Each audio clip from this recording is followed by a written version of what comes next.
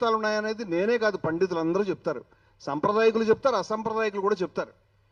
అందువల్ల ఇవాళ నా మీద జరుగుతున్నటువంటి దాడిలో భాగంగా రమణమూర్తి ఏదైతే అయోధ్యలో జరుగుతున్నటువంటి దొంగతనం ఏదైతే ఉందో, భారతదేశంలో ఎవరైనా మాట్లాడతారో లేదు నాకు తెలియదు, 40 సంవత్సరాల నుంచి ఫ్రమ్ 40 years హత్యలు జరిగినాయి, పూజారులను చంపేశారు, రామాలయ ప్రధాన పూజారిగా పనిచేసిన వ్యక్తి కూడా హత్యకు గురైనాడు.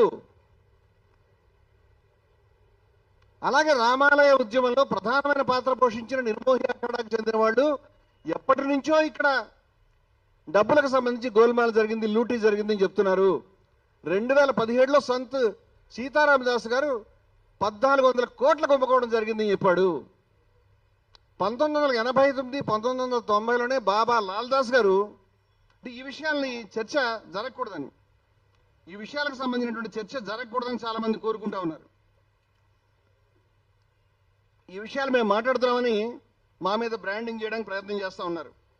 అంచేత రామాలయ ఉద్యమానికి సంబంధించినటువంటి మేము చేస్తున్నటువంటి ప్రతిపాదనలు ఏవైతే ఉన్నాయో 40 సంవత్సరాల నుంచి ప్రజాస్వామికవాదులు, విజ్ఞులు ఈ మాటలు వినాలని నేను కోరుకుంటాను. 40 సంవత్సరాల నుంచి బాబా లాల్దాస్ గారు ఏ విధంగా చనిపోయారు, వారు రామాలయ ప్రధాన పూజారి, వారు చనిపోకముందు కోట్ల రూపాయల నిధులు గోల్మాలయ ఎందుకు చెప్పారు 89-90లో. అదేవిధంగా ఆయన రాజకీయ జోక్యాన్ని, రాజకీయ నాయకులు మతంలో జోక్యం కల్పించుకోవడానికి వ్యతిరేకించి అమానుషంగా తుపాకీ కాల్పులకు గురి చనిపోయినాడు ఆయన. అలాగే వీరు నిర్మోహి అఖాడా యొక్క బాధ్యులు, వారి యొక్క ప్రతినిధి సంత్ సీతారామదాస్ గారు 1400 కోట్ల రూపాయల కుంభకోణం, ఇవేమి మాట్లాడలేదు యూట్యూబర్లు. నన్ను విమర్శించే వాళ్ళకి ఈ దృష్టిలో ఇవేమి విషయాలు కాదు. 1400 కోట్ల రూపాయల కుంభకోణం జరిగింది. రామాలయంలో ప్రధానమైన రామాలయ ఉద్యమంలో ప్రధాన పక్షంగా ఉన్నటువంటి నిర్మోహి అఖాడా, వీరిని తర్వాత ఎవరైనా వస్తారు కానీ వీరి ముందు ఎవరు రారు. ఈ నిర్మోహి అఖాడా ప్రతినిధులు చెప్తూ ఉన్నారు కదా, హనుమాన్ గడి మహంత్ అయినటువంటి జ్ఞానదాస్ గారు ఇటువంటి దొంగతనాలు జరిగినాయి, విద్వేషాన్ని పెంచారు, రాజకీయ జోక్యం ఉందని మొత్తుకుంటూ ఉన్నారు కదా. రాజకీయాలని మతంలోకి తీసుకురావద్దని బాబా లాల్దాస్ గారు ఆ రోజే ఆయన బాధపడ్డారు కదా.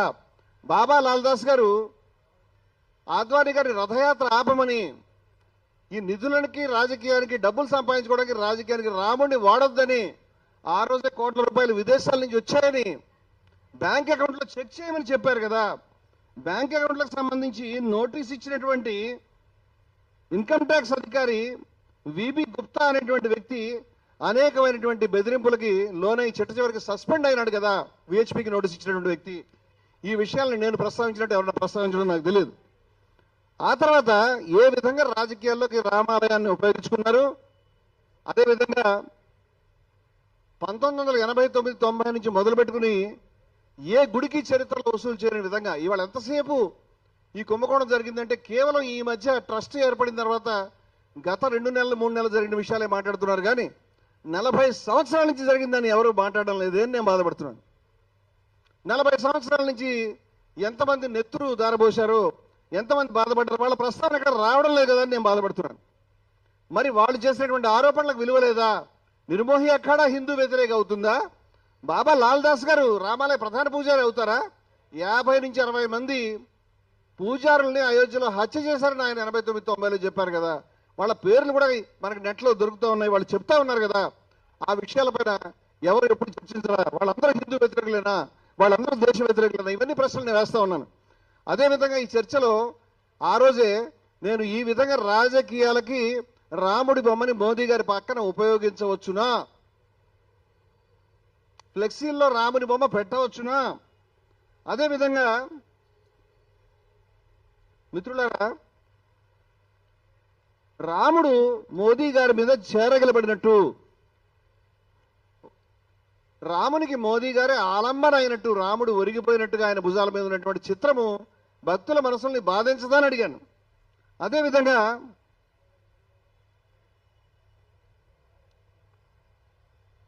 రాముడికి మోదీ గారే దారి చూపిస్తున్నట్టు ఉండేటువంటి దృశ్యాలు ఇవి ఒక రాజకీయ పార్టీ యొక్క నాయకురాలు తన యొక్క ట్విట్టర్లో ప్రదర్శించడం జరిగింది.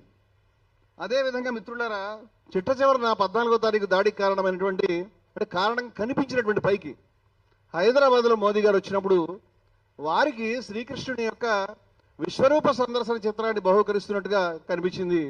దాంట్లో శ్రీకృష్ణుని తల లేదు, దానికి బదులుగా మోదీ తలని ఉంచారు అని నేను అన్నందుకు ఈ విషయాన్ని బయటపెడితే మరి భక్తులైన వాళ్ళు, ధార్మికులైన వాళ్ళు, హిందూ ధర్మాన్ని రక్షిస్తున్నామని చెప్పుకునే వాళ్ళు ఏది ఎక్కడుంది, అది నాకు ఇవ్వండి, ఎవడ దుర్మార్గుడా పనిచేసిందని దాని గురించి ఆ అడ్రస్ తీసుకుని వాళ్ళ దగ్గరికి వెళ్ళి ఇలా ఉపయోగిస్తారని కొట్లాడాల్సింది పోయి ఈ విషయాన్ని బయటకు చెప్పినందుకు నన్ను కొట్టడం అనేది, నా పైన దాడి చేయడం అనేది జరిగింది.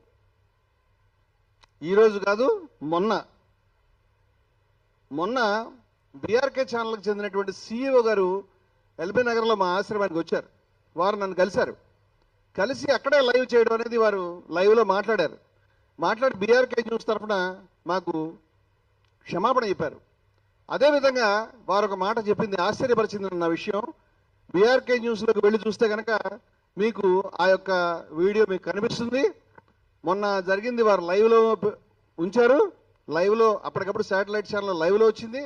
అదేవిధంగా యూట్యూబ్ ఛానల్లో కూడా వారు అప్లోడ్ చేయడం జరిగింది.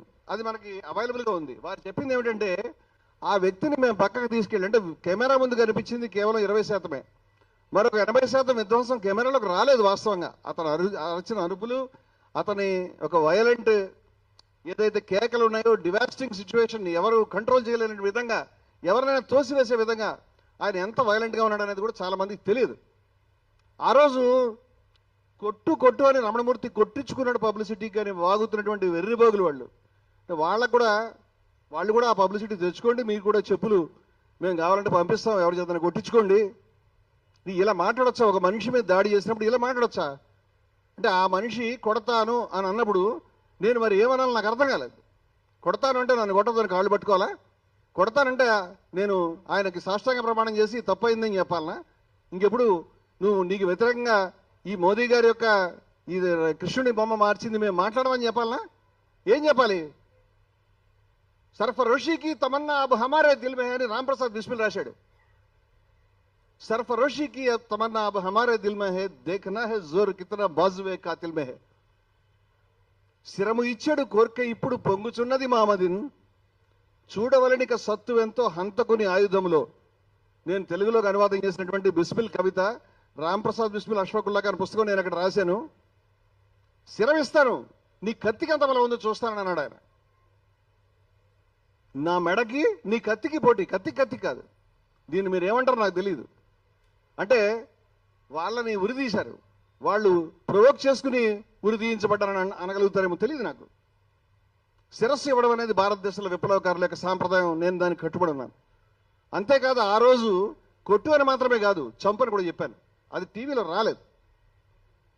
ఆ రోజు జరిగినటువంటి గొడవలో నేను ముందుకెళ్ళిన తర్వాత ఇంకేముంది అంటే అతను వేలు చూపించి మాట్లాడుతుంటే రా చంపున్నాను, ఐఎమ్ రెడీ, ప్రిపేర్డ్ అని చెప్పాను.